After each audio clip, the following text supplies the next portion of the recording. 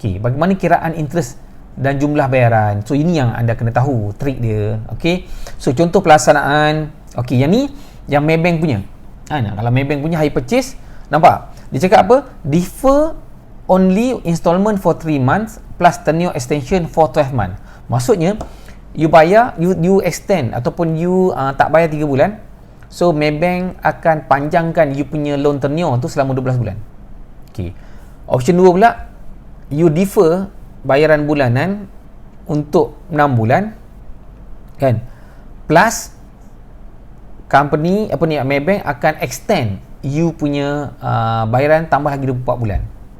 Okey, so interest dia kena kira sendirilah kan, sebab dia tambah 12 bulan tau, 12 bulan bayaran bulanan. So kat sini tak sure sama ada dia tambah bulanan 12 bulan tu untuk bayar interest terkumpul ataupun campur dengan dia punya principal sekali. Maknanya bayaran bulanan tu, katalah kita bayar loan kereta 500 sebulan. So loan kereta tu sebenarnya ada dua portion, sama ada principal ataupun interest. Sama ada dia bayar terus semua sekali interest saja, ataupun dia bayar, kita kena bayar jumlah bayaran bulanan kereta tu. So yang ni anda kena check dengan bank. Tanya okey, encik, saya nak tanya ni, kalau katakanlah saya ambil moratorium 3 bulan, so 12 bulan extension ni, adakah saya bayar 12 bulan tu interest bagi 12 kan, bayar 12 kali, ataupun saya bayar bayaran bulanan kereta tu selama 12 bulan. So apa yang saya nampak lah, kalau bank ni kan, sebab saya pun deal dengan bank dah lama, saya kenal bank ni start daripada tahun 2000 saya buat loan. So saya tahu dah trik-trik dia, saya baca agreement semua everything kan. Yang pasti dia memang takkan rugi ni. Bank tak akan buat agreement untuk dirugi, bank tak akan buat agreement buat satu condition atau syarat yang buat dirugi. Pasti kita sebagai pengguna yang akan tanggung lebih banyak daripada bank. Itu pastilah. Itu saya cakap terang ni. Okey, so option nombor 2 pula dia kata kalau you ambil 6 bulan kena bayar lagi extra 12 bulan. Ini option yang pertama. So option yang kedua, saya tengok CIMB Bank. CIMB Bank, anda boleh tengok so anda boleh dapatkan diagram ni, gambar ni dekat CIMB punya website, bahagian dengan apa saya tengok you search je CIMB support apa dah COVID punya package kan, you cari nanti ada benda ni, you cari okay, so now yang ni kalau saya tengok untuk property punya loan. Okay, so kalau property punya loan, you nampak tak ada satu tulisan kat bawah kecil je. Saya ada letak warna merah tu kan, bulatan tu kan. Okey. So, apa yang ditulis? Ditulis ni Pertama, subject to no change in BR, bank rate atau bank lending rate, base lending rate throughout the remaining tenure of your loan financing. Maksudnya dia ambil kira kalau tak ada apa-apa perubahan daripada bank negara punya OPR lah. Maknanya interest rate tu tak berubah. So itulah dia punya contoh. Nombor 2, so increase the ni nombor 1 ni benda ni dia cerita, dia consider kalau macam tak ada apa perubahan dari segi interest. So itulah dia punya contoh, dia punya bayaran kan. Kalau kita buat loan semula kalau katalah kita buat loan 300,000 ni dengan interest 3.25% setahun, dia kata kalau tiada sebarang perubahan pada BR, so inilah amount dia kan. 170 1,702 bayar bulanan. Okey. Lepas tu kalau apa dia punya total interest profit semua everything 108,000 jumlah yang didapat. Okey, lepas tu pula nombor yang ni. Okey. Ini nombor 2. Nombor 2, increase in interest profit amount between not opting any assistance. Maksudnya kalau katakanlah orang tu ambil, berapa yang dia kena bayar extra. So dalam contoh yang saya tunjuk ni, dia tak ambil apa-apa, so tak adalah bayaran ekstra. Okey. Lepas tu nombor 3, syarat nombor 3 ni, yang kecil ni, tulisan kecil nombor 3 tu, dia kata apa? Dia kata final lump sum to be paid at the end of your tenure maturity. Maksudnya berapa yang you kena bayar masa hujung nanti. Katakanlah you dah stop bayar 6 bulan, lepas tu interest tu berkumpul, bila hujung nanti dah habis loan, berapa yang kita kena bayar selepuk pada bank. Okey. So ni contoh dia. So saya akan cerita lagi detail bab yang CIMB ni, sebab CIMB ni bagus sikit dia cerita contoh. So senang sikit nak terangkan kat anda lah. Okey. So cuba tengok.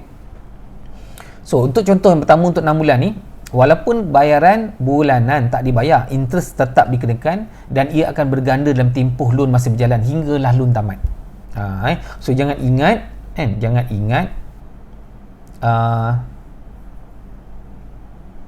so walaupun kita tak bayar, interest tak jalan. No, interest tetap berjalan. Cuma duit pokok saja yang kita tak bayar pada bank, tapi bank punya keuntungan berdasarkan jumlah pokok yang kita pinjam tu tetap berjalan. Okey, seterusnya apa? Kita tengok ni. Ni saya buat sedikit calculation So kalau you tengok, buat loan 300,000 dengan interest 3.25% setahun, dan kalau you tengok dia punya 1 Julai 2041 tu, maksudnya sekarang ni 2021, lagi 20 tahun lah. So bayaran monthly dia lebih kurang lah ni. Nampak? Lebih kurang. RM1,702. Kalau saya pakai calculation, pakai financial calculator pun RM1,702. Okey. So seterusnya. Okey. So duit yang 1,700 ni yang kita bayar setiap bulan ni, dia akan sebenarnya dipecahkan kepada dua bahagian, iaitu amount untuk bayar interest dan amount untuk bayar principal. Biasanya kan kalau loan rumah ni dia pakai outstanding balance, untuk awal-awal tahun kita buat loan tu, dia punya interest lebih tinggi daripada interest dia yang dikenakan tu lebih tinggi. Lepas tu bila kita dah bayar lah, dia akan rendah. So itu dia punya, kita panggil apa, dia punya cara dia kira dia lah. Okey, anda boleh gunakan financial calculator. Lepas anda kira, anda tekan amortization, so anda akan dapat table yang sebelah kanan sekali lah. Okey, so katakanlah bulan ke-7 anda start buat moratorium ambil tak payah bayar lah. So sekarang ni interest yang terkumpul sepanjang 6 bulan tu kan sebenarnya adalah RM4,750, lebih kurang. Okey, sekarang ni saya nak tunjuk kat you dia punya trick dia. Bukan trick dia, macam mana bank kira. Sekarang ni kalau ikutkan interest yang terkumpul RM4,700. Okey, berapa yang bank kira termasuk dengan accumulated. Sebab kena ingat, lagi katalah lagi panjang you pun loan, maksudnya katalah you baru je ambil loan tu mungkin 3-4 bulan, tiba-tiba you ambil moratorium. So interest dia terkumpul lagi banyak sebab dipanjang. Kalau katakanlah you punya interest tu mungkin dah nak habis, you punya loan tu dah nak habis, mungkin tinggal lagi setahun ke, you ambil interest yang terkumpul tak banyak lah. Tapi sekarang ni kalau ikutkan kiraan RM4,700, tapi bank kira yang kita berhutang kat dia RM8,993, maksudnya hampir 2 kali ganda. So jangan ingat kita tak bayar moratorium, kita ambil moratorium, bank akan kira balik berapa yang kita ambil saja. Tak, dia kira kadar keuntungan dia. So ini adalah total additional compounded interest. Okay, total additional compounded interest. So now, okay, you tengok, ini adalah jumlah yang you kena bayar, kan, yang kita kena bayar hujung sekali masa habis loan tenure tadi. Sebab kalau anda ikuti saya punya slide sebelum ni tadi, saya dah cakap dah, dia ada tulis 3 kecil dekat kotak bawah tu, 3 kecil, dia cakap apa? Jumlah yang peminjam kena bayar lump sum bila loan tu dah habis. Maksudnya, so sekarang ni daripada apa yang you bayar, tambah lagi satu amount, maksudnya accumulated interest. So dalam kes ni, sebulan bayar 1,700. So dia ambil 1,700 kali 6. Sekejap you ambil 1,700, 1702 ni kalkulator. 1702 kali 6, you ambil 10,212 kan. Ini duit tak bayar loan tadi tu. Tapi interest bertambah sebanyak 8,900 kan, tambahan dia 8,900, dan hujung nanti you kena bayar additional 20,885. So macam mana dia kira semua everything, saya cuba nak reverse engineering, saya tak dapat figure tu. Maksudnya saya cuba kira dapatkan, saya tak tahu, dia mungkin ada additional fee lah, penalty ke, saya tak tahu. Tapi kalau ikutkan kiraan dia memang berganda-ganda lah. So maksudnya kalau ikutkan total accumulated interest sebenarnya baru 4,700, tapi duit yang you kena bayar lebih daripada 20,000. Okay, so tu property. So now kita tengok pula kalau ni apa. Ni property ni, demi summary. Summary. So ini kalau you tak ambil moratorium kan, bulan bayaran akhir selepas you dah habis loan, bayaran terakhir dia sama macam you bayar monthly setiap bulan. Okay. Tapi kalau you ambil moratorium 6 bulan, you kena bayar extra RM20,000. You kena bayar RM20,000 instead of RM1,700, kena bayar RM20,000. Kalau you ambil moratorium 3 bulan, kalau you ambil moratorium 6 bulan tapi 50% punya bayaran installment, so you kena bayar RM11,000 dekat bank. You tengok kat sini senang je. You bayar 6 bulan kena bayar RM20,000. You bayar half kena bayar RM11,000. Patutnya bagi dua je lah kan. Betul tak? You bayar 6 bulan. You ambil 6 bulan. Lepas tu tambahan kena bayar RM20,000. Tapi bila ambil 50%, bayaran 50% selama 6 bulan, kena bayar RM11,000. So sebab tu saya cakap, bank dia akan adalah kiraan-kiraan dia yang sistem dia kira. Jadi kat situ saya cuma nak bagi tahu je lah kan. Okay. So ini adalah untung tambahan yang bank ambil atas moratorium. Saya kena cakap untung tambahan. Maksudnya daripada you tak ambil moratorium ni, daripada you ambil moratorium ni, dia kena, bank akan tambah keuntungan dia sebenarnya. Okey. So itu dalam konteks kiraan interest lah. Okey, ini untuk ASB financing pula. Sama juga ni jumlah interest yang sepatutnya kalau tak ambil moratorium dia punya interest. Tapi ni kalau ambil 50%. So ni bayaran terakhir, so nampak dia kena bayar sama, konsep dia bayar sama, bayar hujung.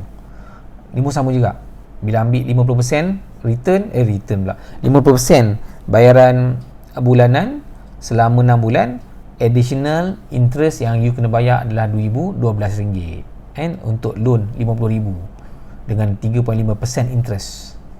Okey, so ini adalah untung tambahan yang bank ambil atas moratorium. Okey, so ni okey, ini kalau personal loan konvensional sama juga kan, bayaran monthly 498 untuk bayaran terakhir. Interest yang dia ambil sepatutnya 9881 kalau you tak ambil moratorium, tapi bila ambil moratorium dia jadi RM11,000. Kalau ambil half, bayaran half 6 bulan tambah lagi dekat RM1,000 lebih. Lepas tu masa hujung dekat habis loan tu you kena bayar lagi extra. Instead of bayar RM498, kalau you ambil moratorium full 6 bulan kena bayar RM4,143. Kalau you ambil 50% 6 bulan, you kena bayar RM2,115 berbanding RM498. Okey, so inilah untung tambahan yang bank ambil atas kita punya moratorium yang kita ambil. Okey, so ni personal loan Islamic. Yang ni unik sikit you tengok So sekarang ni bayar 184 kan. Kenapa you tengok ini interest dia, interest yang kadar keuntungan yang bank ambil. Sebab kalau loan Islamic dia tak pakai interest, dia pakai kadar keuntungan. Okey, lepas tu kalau you ambil loan moratorium pun, you ambil moratorium pun tetap sama. Dia punya kadar profit tak berubah. Kalau you ambil 50% pun sama. So bayaran akhir pun sama. Okey, maksudnya kalau tengok kat sini, siapa yang buat Islamic loan kan, you ambil moratorium ni, dia tak akan efek dari segi you punya bayaran akan datang. Sebab apa? Contoh dia macam ni kan, cuma kalau you perasan, cuba tengok.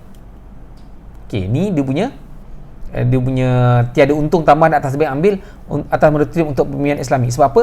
Islamic financing begini dia dah fix dah, dia tak boleh tukar. Sebab dia dah janji harga tu lah.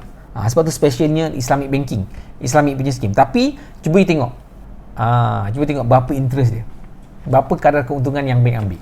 Sebenarnya bank dah ambil upfront dan dia dah janji itulah maksimum. Tapi dia tak akan ubah-ubah lah. Kalau you bayar awal, mungkin kita panggil dia akan bagi untung tu rendah sikit. Maksudnya dia akan kurangkan interest. Tapi kalau you bayar ngam-ngam, dia akan ikut follow dia punya rules tu lah, dia punya interest. Okey,